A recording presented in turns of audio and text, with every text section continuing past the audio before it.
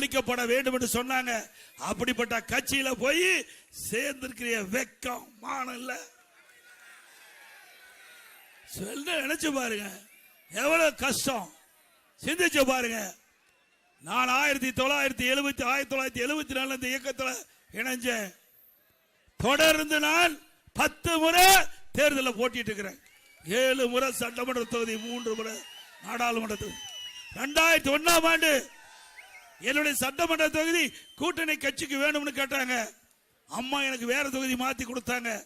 இல்லம்மா, நான் இந்த எடப்பாடி சட்டமன்ற தொகுதி தான் நிற்பேன். ஏன்னா சேவலியே நான் வெற்றி பெற்றவன். 1989 சேவல் வெற்றி பெற்றேன்.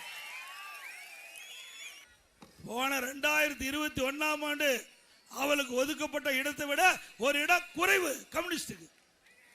அதுதான் திமுக. 5 ஆண்டு காலம் திராவிட முன்னேற்ற கழக அரசை தாங்கி பிடித்த கூட்டணி கட்சிக்கு கொடுத்த பரிசு ஒரு இடம் குறைவு. பிறகு திருமாவளவன், நான் என்ன செய்யறது, அவர் புலம்புறாரு. கட்சியை உடைச்சிருவாங்க, இல்லாட்டி கட்சியை உடைத்து விடுவார்கள். அவர் என்ன சொன்னா, என்னென்னமோ எதிர்பார்த்தோம், கடைசி வரைக்கும் பேச்சுவார்த்தை இறுதியில் அறிவிச்ச காலத்தினாலதான் தகுந்த வேட்பாளரை நிறுத்த முடியல.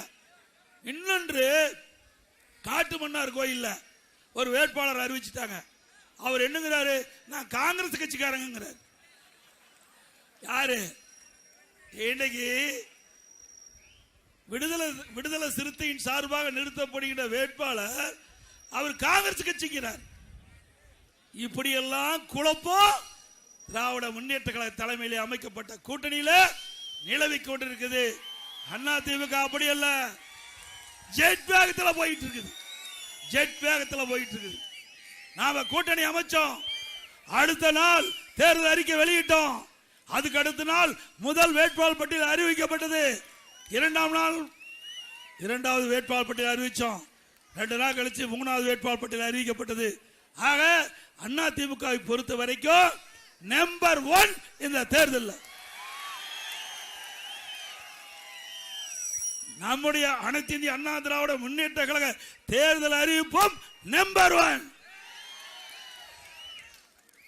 அப்படி எல்லாவற்றிலையுமே உன்னிப்பா கவனித்து நிதானமாக மக்கள் என்ன எண்ணுகிறார்கள், தொண்டர்கள் என்ன எண்ணுகிறார்கள், அதன் அடிப்படையில் அதிமுக பிரம்மாண்டமாக இன்றைக்கு சிறப்பாக செயல்பட்டுகின்ற இயக்கம் அதிமுக இயக்கம்.